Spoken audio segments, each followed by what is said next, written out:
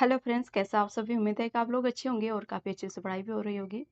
तो देख रहे हैं कि अभी जेसीईआरटी और एनसीईआरटी बुक से कक्षा 7वीं के फिर से कल हम लोग कुछ प्रैक्टिस क्वेश्चंस लगाए थे, लगाएंगे इस वीडियो में भी लगाएंगे। और इसमें टोटल 100 क्वेश्चंस हैं और ये प्रश्नों की एक मैराथन है। ठीक है, जेसीईआरटी और एनसीईआरटी आधारित है। अध्यावर जिस प्रकार से अध्यावर है अध्याय के अनुसार है और इसमें महत्वपूर्ण जो प्रश्न है उसी को लिए हैं और परीक्षा के लिए बेहतरीन अभ्यास है। सभी प्रश्नों के साथ उत्तर इसमें है। ये एस्टेट जेटेड सीटेड तथा अन्य परीक्षा के लिए उपयोगी होगी, जहां आपको एसएसटी बेस्ड पर क्वेश्चंस आते हैं। तो देख रहे हैं कि इतिहास लेखन के स्रोत कक्षा 7 का निम्नलिखित में से कौन सा कथन इब्न बतूता के संबंध में असत्य है। ये अलग अलग जगह से क्वेश्चंस आए हुए हैं और इसको मैंने कलेक्ट की हूँ और ये आपके एग्जाम के लिए काफ़ी उपयोगी होगी। और आप हमें इसमें क्या कहते हैं, इसको आप पूरा देखने का जरूर कोशिश कीजिएगा। ठीक है, तो निम्नलिखित में से कौन सा कथन इब्न बतूता के संबंध में असत्य है। वह ए ऑप्शन में कि वह 14वीं सदी का एक मोरक्कन यात्री था। ऑप्शन बी में उसकी पुस्तक का नाम किताब उल हिंद है। ऑप्शन सी में उसने मोहम्मद बिन तुगलक के दरबार में कार्य किया। ऑप्शन डी में वह मोहम्मद बिन तुगलक के शासनकाल में भारत आया था। तो निम्नलिखित में से कौन सा कथन इब्न बतूता के संबंध में असत्य है। तो ऑप्शन ए, वो 14वीं सदी का एक मोरक्कन यात्री था। उसकी पुस्तक का नाम किताब उल हिंद है। उसने मोहम्मद बिन तुगलक के दरबार में कार्य किया। वह मोहम्मद बिन तुगलक के शासनकाल में भारत आया था। तो इसमें क्या क्या सही होगा। तो ये इब्न बतूता कहाँ के निवासी थे।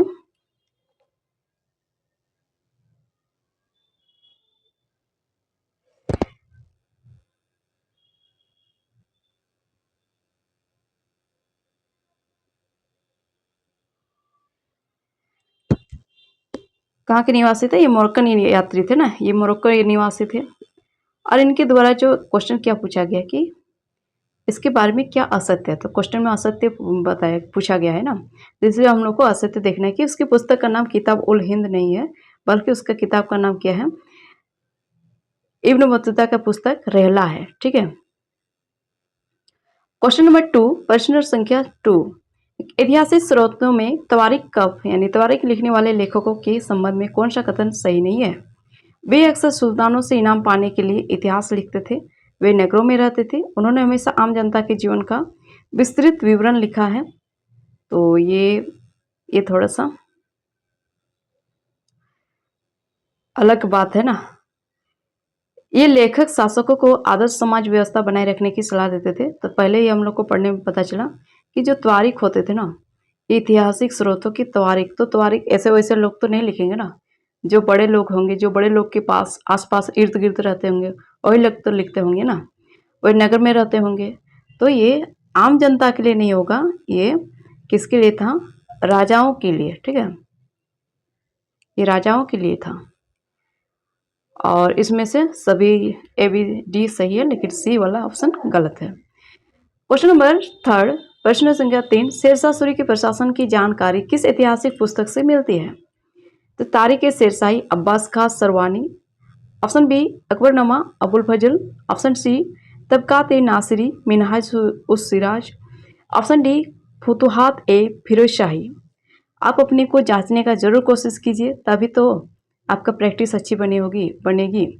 तो इसमें आप अपना जरूर कितना आप अपने से जवाब दे पा रहे हैं तो उसको जरूर ट्राई कीजिएगा और अपना स्कोर भी बताइएगा। ठीक है, तो इसमें ऑप्शन क्या हो जाएगा, ऑप्शन ए वाला सही हो जाएगा। ठीक है, तारिक ए शेरशाही यानी अब्बास का सरवानी। शेरशाह सूरी के प्रशासन की जानकारी किस पुस्तक से मिलती है। तो तारिक ए शेरशाही, शेरशाही। ठीक है, अगर आपको ट्रिक में याद रखना है तो ये शेरशाह है, तो शेरशाह शेरशाही।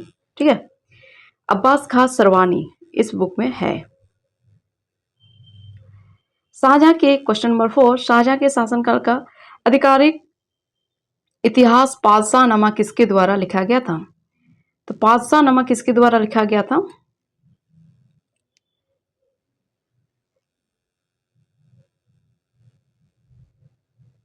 पादशाहनामा किसके द्वारा लिखा गया, तो अब्दुल हमीद लाहौरी, अब्दुल हमीद लाहौरी। ठीक है। क्वेश्चन नंबर 5, प्राचीन भारतीय इतिहास का अध्ययन करने के लिए अभिलेखों इंस्क्रिप्शंस के अध्ययन को क्या कहा जाता है?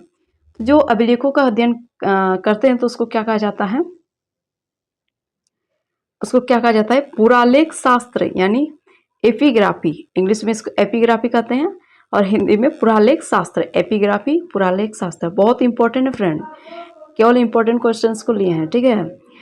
क्वेश्चन नंबर 6 देखिए, नए राजा और राज्य 7वीं से 12वीं सदी के, ये वाला चैप्टर से है। क्वेश्चन नंबर 6, प्रश्न संख्या 6, राष्ट्रकूट राजवंश के संस्थापक कौन थे? तो कौन थे ये? दंतिदुर्गेश प्रथम या फिर अमोघवर्ष या ध्रुव? इसमें से ऑप्शन ए वाला सही हो जाएगा। प्रश्न संख्या 7, चोल साम्राज्य के दौरान वेलनवगाई क्या था? वेलनवगाई क्या था चोल साम्राज्य के दौरान?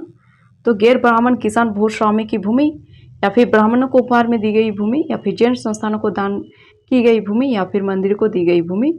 तो वेलनवगाई क्या था? वेलनवगाई क्या था? क्या था फ्रेंड? तो ये गैर ब्राह्मण किसान भूस्वामी की भूमि, गैर ब्राह्मण किसान भूस्वामी की भूमि थी वेलनवगाई। ठीक है, वेलनवगाई। चोल साम्राज्य के दौरान वेलनवगाई क्या था? एक गैर ब्राह्मण किसान भूस्वामी की भूमि थी। ठीक है। क्वेश्चन नंबर 8, चोल प्रशासन में सभा क्या थी? तो चोल प्रशासन में सभा क्या थी?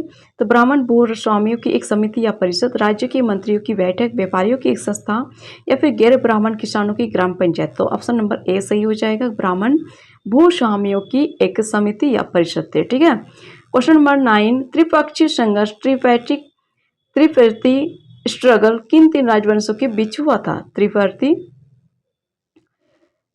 त्रिपक्षीय संघर्ष क्या है? तो किन 3 राजवंशों के बीच हुआ था? ये किस 3 राजवंशों के बीच हुआ था? तो पाल, प्रतिहार और राष्ट्रकूट।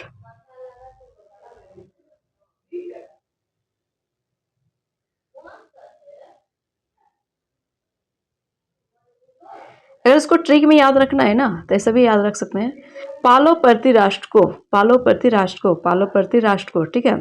त्रिपक्षीय संघर्ष किन 3 राजवंशों के बीच हुआ था? तो पालो प्रति राष्ट्र को, ऐसा भी याद रख सकते हैं। ठीक है, पालो प्रति राष्ट्र को। क्वेश्चन नंबर 10, प्रश्न संख्या 10, पृथ्वीराज तीर्थ ने किस अफगान शासक को 1191 ईस्वी में त्राइन के प्रथम युद्ध में पराजित किया था? पृथ्वीराज चौहान ने किस अफगान शासक को 1191 में ईस्वी में त्राइन के प्रथम युद्ध में पराजित किया था? तो कौन था? ये मोहम्मद गौरी को। ठीक है। दिल्ली के सुल्तान 13वीं से 16वीं सदी का, ये वाला चैप्टर आपका, इसका क्वेश्चन आंसर लगाएंगे। तो क्वेश्चन नंबर 11, दिल्ली में सबसे पहले राजधानी बनाने वाले राजपूत शासक कौन था? तो कौन था फ्रेंड? तोमर राजपूत। ठीक है, तोमर राजपूत। हाँ, कौन था? तोमर राजपूत। हाँ। इतिहास का क्वेश्चन नंबर 12, इतिहास का मिनहाज-ए-सिराज ने रजिया सुल्तान के अयोग्य होने का मुख्य कारण क्या बताया था? तो ये वाला टॉपिक, इससे भी क्वेश्चन आता है। इसका कुशल प्रशासक होना, उसका गैर इस्लामिक रीति रिवाजों का मानना, उसका एक महिला होना, दरबारियों का उसके साथ न होना। तो मिनहाज सिराज के द्वारा क्या टिप्पणी किया गया था? क्या उसके अयोग्य होने के कारण बताया था? तो वो एक महिला है, तो एक महिला है, इसलिए वो अकुशल क्या होगी? सुल्तान होगी ना। इस प्रकार से टिप्पणी किए थे। क्वेश्चन नंबर 13, दीवान ए अर्जी। क्वेश्चन नंबर 13, दीवान ए अर्ज विभाग जिसे बलबन ने स्थापित किया था, किससे संबंधित था? कृषि विभाग से, सैन्य विभाग से, वित्तीय विभाग से, या गुप्तचर विभाग से? तो किससे संबंधित था? ऑप्शन नंबर बी, सैन्य विभाग से। ठीक है। दीवान ए अर्ज विभाग जिसे बलबन ने स्थापित किया था, तो किससे संबंधित था? सैन्य विभाग से। इन्होंने ना दिया था रक्त और लौह की नीति बलबन ने दिया था ना। क्वेश्चन नंबर 14, अलाउद्दीन खिलजी के बाजार नियंत्रण मार्केट कंट्रोल नीति के पीछे मुख्य उद्देश्य क्या था? तो किसानों को उनकी उपज का अच्छा मूल्य दिलाना, एक विशाल सेना को कम वेतन में बनाए रखना, व्यापारियों को अधिक लाभ कमाना, विदेशी व्यापार को बढ़ावा देना। तो इसमें क्या था? पहला कि एक विशाल सेना को कम वेतन में बनाए रखना, ये रीजन था ना। अलाउद्दीन खिलजी के बाजार नियंत्रण नीति के पीछे मुख्य उद्देश्य क्या था? तो एक विशाल सेना को कम वेतन में बनाए रखना। क्वेश्चन नंबर 15, मोहम्मद बिन तुगलक द्वारा शुरू की गई सांकेतिक मुद्रा यानी टोकन करेंसी किस धातु की बनी थी? सांकेतिक मुद्रा, टोकन करेंसी कौन से धातु से बनी हुई थी? चांदी से, सोना से, या फिर तांबा या पीतल? कहाँ सा? तो तांबा और पीतल। क्वेश्चन नंबर 16, तारीख ए फिरोज शाही के लेखक कौन है? जियाउद्दीन बर्नी, अमीर खुसरो, इसामी, शमस सिराज अफीफ। क्या हो जाएगा ऑप्शन ए, जियाउद्दीन बर्नी। तारीख ए फिरोज शाही के लेखक कौन है? जियाउद्दीन बर्नी। क्वेश्चन नंबर 70, इक्ता प्रणाली को दिल्ली सल्तनत में किसने संस्थागत रूप दिया? तो किसने दिया था? इल्तुतमिश ने। ठीक है, इल्तुतमिश ने। क्वेश्चन नंबर 18, आगरा शहर की स्थापना किसके द्वारा की गई थी? तो किसके द्वारा? सिकंदर लोधी, बहलोल, इब्राहिम, बाबर। तो सिकंदर लोधी के द्वारा। आगरा शहर की स्थापना किसके द्वारा की गई थी? तो सिकंदर लोधी के द्वारा की गई थी। ठीक है। मुगल साम्राज्य 16वीं से 17वीं सदी तक। अब देखेंगे 19 नंबर का क्वेश्चन, पानीपत का प्रथम युद्ध 1526 किसके बीच लड़ा गया था? तो किसके बीच लड़ा गया था? किसके बीच? बाबर और इब्राहिम लोधी के बीच। ठीक है। क्वेश्चन नंबर 20, मुगल प्रशासन में जमींदार शब्द का क्या अर्थ था? तो गांव का मुखिया था, राज्य का कोई भी अधिकारी, मध्यस्थ किसानों और राज्य के बीच का संग्रह करने वाला, या फिर मुगल दरबार का एक पद। तो क्या हो जाएगा ऑप्शन? मुगल प्रशासन में जमींदार शब्द का क्या अर्थ था? तो इसमें क्या ऑप्शन था? मध्यस्थ किसानों और राज्य के बीच कर संग्रह करने वाले। ठीक है, किसानों और राज्य के बीच कर संग्रह करने वाले, जो मध्यस्थ, मीडिएटर। ठीक है, मध्यस्थ करने वाले, यानी किसानों और राज्य के बीच जो कर संग्रह करने वाले थे, उसको क्या कहा जाता था? जमींदार। क्वेश्चन नंबर 21, जब्त प्रणाली जो राजस्व संग्रह से जुड़ी थी, किस मुगल सम्राट के शासनकाल में शुरू हुई थी? जब्त प्रणाली, जब्त कर लो, तो अकबर के टाइम पे। ठीक है। क्वेश्चन नंबर 22, अबुल फजल द्वारा रचित अकबरनामा कितने खंडों यानी वॉल्यूम्स में विभाजित है? तो कितने खंडों में? 3 वॉल्यूम्स में। ठीक है। क्वेश्चन नंबर 23, मनसबदारी प्रथा के अंतर्गत जात क्या दर्शाता था? तो मनसबदार का वेतन और उसकी स्थिति, रैंक, मनसबदार के घुड़सवारों की संख्या, या फिर राज्य में उसकी जाति का दर्जा, उसके पास उपलब्ध भूमि। तो मनसबदार का वेतन और उसकी स्थिति को मनसबदारी प्रथा के अंतर्गत जात को दर्शाता था। ठीक है। कैसे? 10,000 घोड़े, 50,000 घोड़े, इस प्रकार के जिसके पास जितने घोड़े होंगे उसको उतनी मनसबदारी के अनुसार उसको मान्यता मिलेगी और उनको पैसे भी मिलेंगे। ठीक है, इस प्रकार से था ना। और क्वेश्चन नंबर 24, सुलह ए कुल। सुलह ए कुल का शाब्दिक अर्थ क्या है? सुलह ए कुल का, सुलह, देखिए सुलह से पता चलता है कि किसी चीज़ के बारे में आप सुलह, सलाह मशरा करना। ठीक है, सलाह मशरा। तो ये युद्ध विराम समझौता था, सर्वत्र शांति या सहिष्णुता, धार्मिक कर, एक प्रकार का सैनिक अभिमान। तो सर्वत्र शांति या सहिष्णुता, सुलह मतलब चारों तरफ शांति और सहिष्णुता। ठीक है। क्वेश्चन नंबर 25, जहांगीर की बेगम का क्या नाम था जिसने बाद में नूरजहां की उपाधि धारण की? तो मेहरुनिसा, मेहरुनिसा। ठीक है, मेहरुनिसा नाम था ना। शासक और इमारत के बारे में देखेंगे 26 नंबर क्वेश्चन, कुतुब मीनार का निर्माण कार्य किसने पूरा किया था? तो किसने पूरा किया था? इल्तुतमिश ने। ठीक है। पितरादुरा क्या है? पितरादुरा क्या है? संगमरमर पर नक्काशी या जड़ाऊ काम, एक प्रकार का मेहराब निर्माण, दीवारों पर की जाने वाली चित्रकारी, छत को सहारा देने वाला खंभा। तो ऑप्शन क्या हो जाएगा? संगमरमर पर नक्काशी या जड़ाऊ काम। जो पितरादुरा होता है ना, वो संगमरमर पर क्या करते थे? उसको छापते थे। ठीक है, नक्काशी करते थे और या फिर उस पर जड़ते थे। तो ये पितरादुरा का कार्य है। एक तरफ से पूछिए तो ये एक आर्ट टाइप का काम हो गया। ठीक है, कलात्मक कार्य हो गया। तो ये संगमरमर पर नक्काशी या जड़ाऊ काम। ठीक, पितरादुरा। क्वेश्चन नंबर 28, तंजौर की बृहदीश्वर मंदिर टेम्पल का निर्माण किस चोल राजा ने करवाया था? तो राजराज प्रथम, राजेंद्र प्रथम, या विजयालय, या कुलंगतुंग। कुलंगतुंग। तो क्या हो जाएगा? राजराज प्रथम हो जाएगा। ठीक है। प्रश्न संख्या 29, मुगल वास्तुकला के दौरान 4 बाग शैली क्या थी? तो केवल 4 बागानों वाला महल, एक बगीचा जो 4 समान बागों में विभाजित हो। ठीक है। महल के सामने स्थित एक खुला बाजार, 4 द्वारों वाला प्रवेश द्वार। तो क्या था 4 बाग का?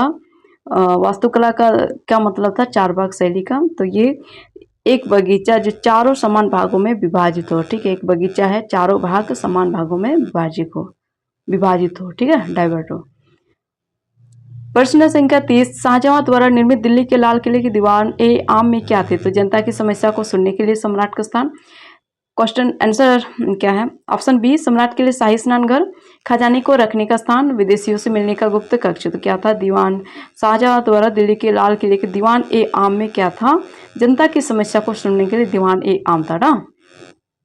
अब देखेंगे नगर व्यापारी और शिल्पी। क्वेश्चन नंबर 31, हम्पी शहर किस प्राचीन साम्राज्य की राजधानी थी? तो विजयनगर की। ठीक है। क्वेश्चन नंबर 32, मध्यकालीन भारत में मछलीपट्टनम किस लिए प्रसिद्ध था? तो सूती वस्त्र उद्योग के लिए, लोहा और इस्पात उद्योग के लिए, या फिर सबसे महत्वपूर्ण व्यापारिक बंदरगाह था, या फिर घोड़ों के व्यापार केंद्र के लिए। तो ये सबसे बड़ा महत्वपूर्ण व्यापारिक बंदरगाह था। ठीक है, पतन था। क्वेश्चन नंबर 33, विजयनगर साम्राज्य की स्थापना 1336 में किसने की थी? हरिहर बुक्का ने और कृष्णदेव राय ने, देवराय प्रथम ने, राम राय ने। तो किसने किया था? हरिहर बुक्का ने। क्वेश्चन नंबर 34, मध्यकाल में बंजारा कौन थे? तो खानाबदोश व्यापारी, कृषि मजदूर, घुमंतु साधु, शाही सैनिक, या फिर क्या था? खानाबदोश व्यापारी। मध्यकाल में बंजारा क्या था? जो खानाबदोश व्यापारी थे। क्वेश्चन नंबर 35, सूरत बंदरगाह को किस शताब्दी में मक्का जाने वाले यात्रियों का प्रस्थान द्वार कहा जाता था? ठीक है, तो सूरत बंदरगाह को किस शताब्दी में मक्का जाने वाले यात्रियों का प्रस्थान द्वार कहा जाता था?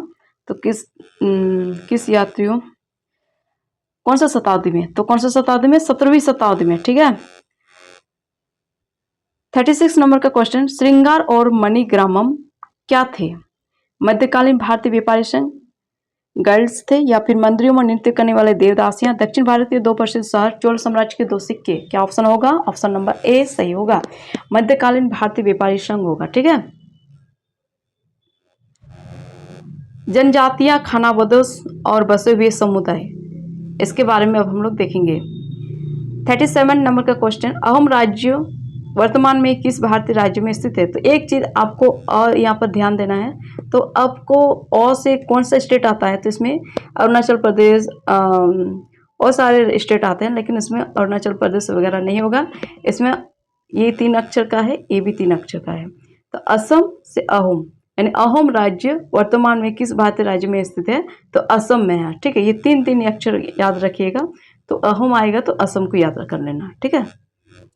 अहोम राज्य के संबंध में पाइक कौन थे? तो अहोम राजा के पुजारी थे, या फिर अनिवार्य रूप से काम करने वाले मजदूर थे, या फिर अहोम साम्राज्य की घुड़सवार सेना थे, जनजातीय मुखिया थे। तो कौन थे? अनिवार्य रूप से काम करने वाले मजदूर थे। ठीक है। प्रश्न संख्या 39, इतिहास के अनुसार गोंडवाना क्षेत्र के गोंड लोग किस प्रकार की खेती करते थे? ऑप्शन नंबर बी, स्थानांतरित यानी झूम कृषि। ठीक है। क्वेश्चन नंबर 40, दुर्गावती जो गढ़कटंगा की गोंड रानी थी, किसके नाम पर शासन करती थी? तो ये हो जाएगा ऑप्शन आपका, गढ़कटंगा किसके नाम पर शासन करती थी? तो किसके नाम पर शासन करते थे? अपने नाबालिग पुत्र वीर नारायण के नाम पर। ठीक है। खानाबदोश नवादास समुदाय किस चीज पर निर्भर थे? तो अपने पशुओं और व्यापार पर। ठीक। गढ़ और टांडा शब्दों का संबंध किस जनजाति व्यवस्था से था? तो अहोम, गोंड, भील, संथाल। तो गोंड से था। ठीक, गढ़ और टांडा। ईश्वर से अनुराग वाला चैप्टर को देखेंगे। नैनार संत किनके उपासक थे? भगवान विष्णु, भगवान शिव, भगवान कृष्ण, देवी दुर्गा। तो भगवान शिव के नैनार थे। ठीक है, अलवार और नैनार के बारे में हम लोग देखें ना। अलवार संत किनके उपासक थे? तो भगवान विष्णु, भगवान शिव, भगवान राम, भगवान गणेश। तो भगवान विष्णु के। 45 क्वेश्चन नंबर 45, 12वीं शताब्दी में कर्नाटक में वीर शैव आंदोलन किसके द्वारा शुरू किया गया था? 12वीं शताब्दी में कर्नाटक में वीर शैव आंदोलन किसके द्वारा शुरू किया गया था? तो किसके द्वारा शुरू किया गया था? बसवन्ना के द्वारा। प्रश्न संख्या 46, महाराष्ट्र के प्रसिद्ध संत ज्ञानेश्वर किस संप्रदाय से संबंधित थे? तो वारकरी, नाथपंथी, लिंगायत, राम भक्त। तो वारकरी से। ठीक है, संत ज्ञानेश्वर वारकरी। क्वेश्चन नंबर 47, कबीर के दोहों को किस पुस्तक में संकलित किया गया है? तो बीजक, सूरसागर, गुरु ग्रंथ साहिब, रामचरितमानस, यानी बीजक में। ठीक।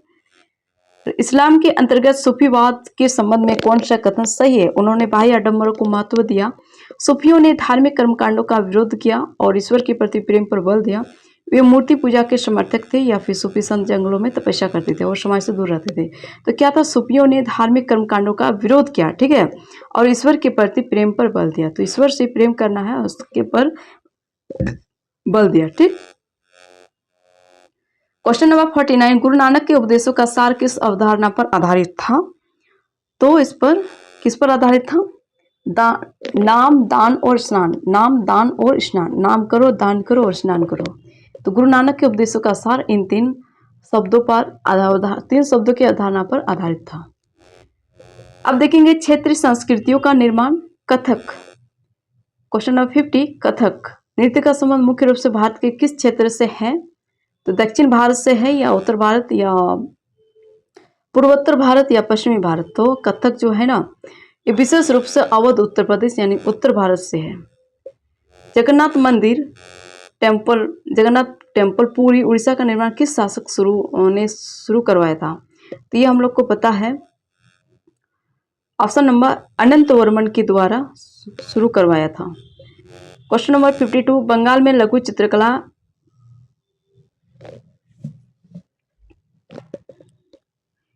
मिनीचर पेंटिंग किस राजवंश के दौरान फली फूली? तो किस राजवंश के दौरान फली फूली? तो ऑप्शन हो जाएगा आपका ए, पाल वंश, ठीक है, पाल वंश से। अब देखेंगे क्वेश्चन नंबर 53, मलयालम भाषा में लिखी गई पहली साहित्यिक कृति रामचरित किस शताब्दी की है? तो रामचरित किस शताब्दी की है? तो 12वीं शताब्दी की, ठीक है। क्वेश्चन नंबर 54, उड़ीसा में प्रचलित पट्टचित्र का मुख्य विषय क्या है? तो युद्ध के दृश्य, भगवान जगन्नाथ और उनके प्रसंग, प्रकृति के दृश्य, दरबारी जीवन। तो ये क्या हो जाएगा? भगवान जगन्नाथ और उसके प्रसंग है। यानी पट्टचित्र का मुख्य विषय क्या है? भगवान जगन्नाथ और उनके प्रसंग पर है। क्वेश्चन नंबर 55, मणिप्रवालम क्या है?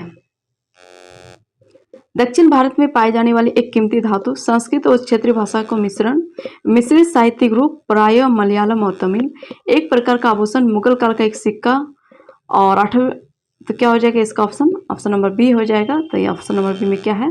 जो संस्कृत और क्षेत्रीय भाषाओं का मिश्रित साहित्यिक रूप है, ये क्या है? मलयालम और तमिल में, ठीक है। तो मणिप्रवालम क्या है? तो संस्कृत और क्षेत्रीय भाषाओं का मिश्रित साहित्यिक रूप है, ठीक है, और ये मलयालम और तमिल दोनों में है, प्रायः मलयालम और तमिल में है। 56 नंबर का प्रश्न, मुगल साम्राज्य के पतन के बाद अवध के स्वतंत्र राज्य की स्थापना किसने की? तो सादत खान, मुर्शिद कुली खान, अलीवर्दी खान, निजात उल मुल्क। इसका ऑप्शन हो जाएगा सादत खान। बिल्कुल से टाइम को वेस्ट ना करते हुए जल्दी जल्दी से हम लोग क्वेश्चन इसको मैराथन में करेंगे, ताकि आप लोग को कम समय में ज़्यादा रिवीजन हो सके और ज़्यादा चीज़ें आप जान पाएँ, ठीक। क्वेश्चन नंबर 57, हैदराबाद राज्य के संस्थापक कौन थे? तो सदात खान, निजात उल मुल्क, आसफ जाह, मुर्शिद कुली खान या फिर बहादुर शाह प्रथम। तो निजात उल मुल्क आसफ जाह जो हैदराबाद राज्य के संस्थापक थे।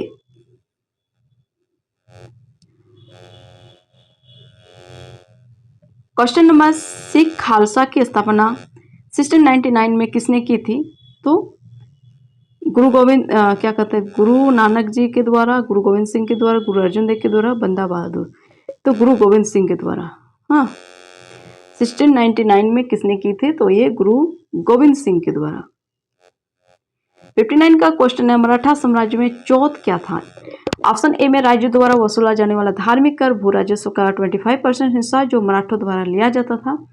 ऑप्शन सी मराठा सेना का वेतन या फिर एक प्रकार का व्यापार कर। तो ऑप्शन नंबर बी हो जाएगा, जो है कि भू राजस्व का 25% हिस्सा जो मराठों द्वारा लिया जाता था। तो चौथ क्या है? 25% हिस्सा जो मराठों द्वारा लिया जाता था, ठीक है।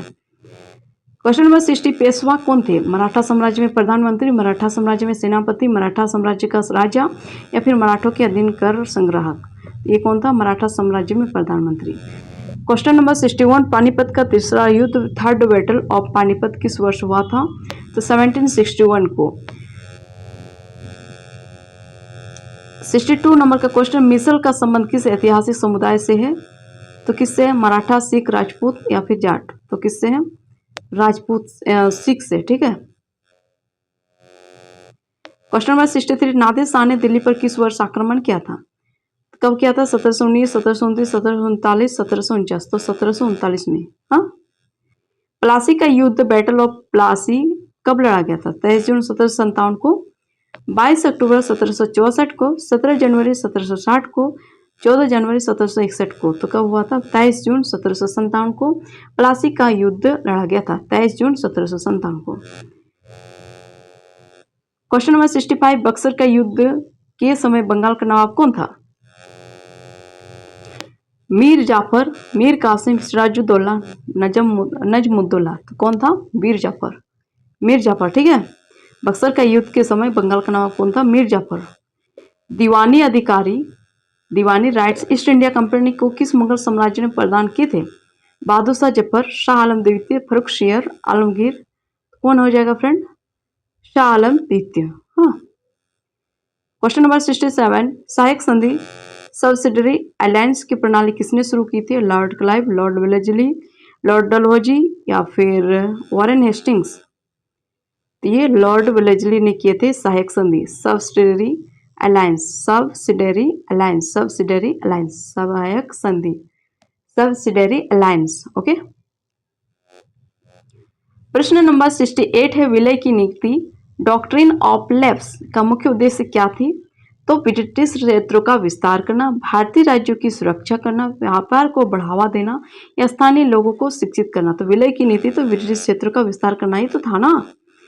क्वेश्चन नंबर 69, टीपू सुल्तान किस राज्य के शासक थे? तो ये मैसूर के थे। क्वेश्चन नंबर 73 में रेगुलेटिंग एक्ट के अंतर्गत भारत का पहला गवर्नर जनरल किसे बनाया गया? तो किसको बनाया गया? लॉर्ड वॉरेन हेस्टिंग्स को, वॉरेन हेस्टिंग्स को। ठीक है। शेर ए मैसूर किसे कहा जाता है? हैदर अली, टीपू सुल्तान, कृष्णराज ओडियार, नाना फडणवीस। तो किसको कहा जाता है? टीपू सुल्तान को। 72 नंबर का क्वेश्चन, 1857 का विद्रोह कहाँ से शुरू हुआ था? 1857 का विद्रोह कहाँ से शुरू हुआ था? मेरठ से हुआ था। हाँ, मेरठ की छावनी से। 1857 के विद्रोह के समय भारत का गवर्नर जनरल कौन था? लॉर्ड कैनिंग थे। प्रश्न संख्या 74, लखनऊ में 1857 के विद्रोह का नेतृत्व किसने किया था? तो किसने किया था? बेगम हजरत माल ने। मंगल पांडे किस रेजिमेंट के सिपाही थे? तो ये बंगाल नेटिव इन्फेंट्री, 34वीं बंगाल नेटिव इन्फेंट्री के रेजिमेंट के सिपाही थे। ठीक। प्रश्न 76 का, 1857 के विद्रोह के बाद भारत में कंपनी के शासन को समाप्त कर ब्रिटिश क्राउन का शासन किस अधिनियम द्वारा स्थापित किया गया? तो किसके द्वारा? भारत सरकार अधिनियम 1858, भारत परिषद अधिनियम 1861, चार्टर एक्ट 1853 और भारत सरकार अधिनियम 1919। तो क्या है? भारत सरकार अधिनियम। ठीक है, 1858 को।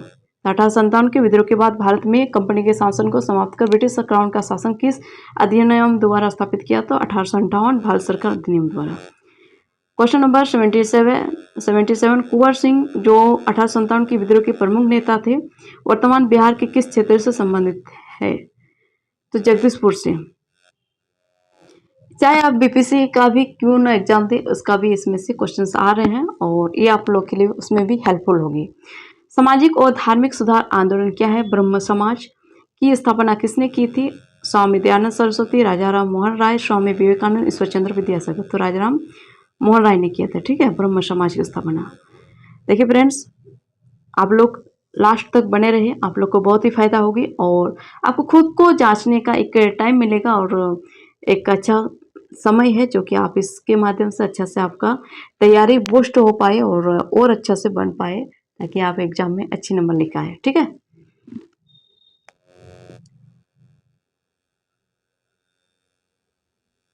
क्वेश्चन नंबर 79, राजा राम मोहन राय को राजा की उपाधि किसने दी? तो ब्रिटिश सरकार ने, मुगल सम्राट अकबर द्वितीय ने या फिर महात्मा गांधी ने या बंगाल के जमींदार? तो मुगल सम्राट अकबर द्वितीय ने दिया था। ठीक है। क्वेश्चन नंबर 80, सती प्रथा का उन्मूलन किस वर्ष हुआ था? 1828, 1829, 1833, 1856। तो 1829 को उन्मूलन हुआ था।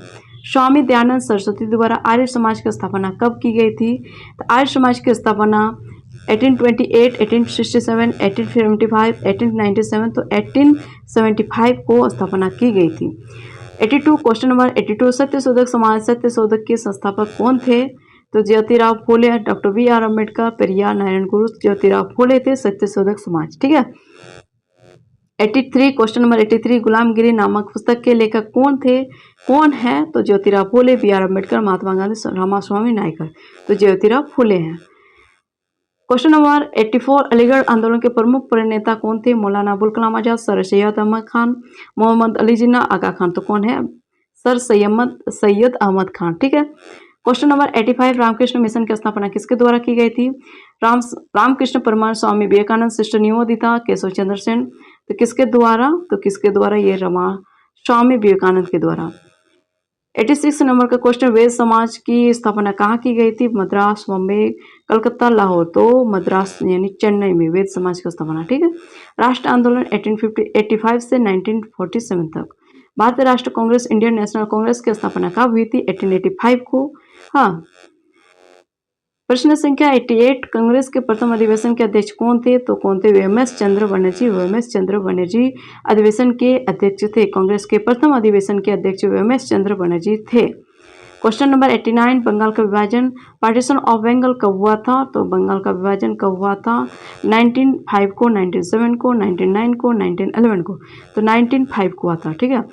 क्वेश्चन नंबर 90, पूर्ण स्वराज का प्रस्ताव कांग्रेस के किस अधिवेशन में पारित किया गया? लाहौर अधिवेशन 1928। देखिए फ्रेंड्स, ये जो देता है ना डेट, ये ईयर देता है।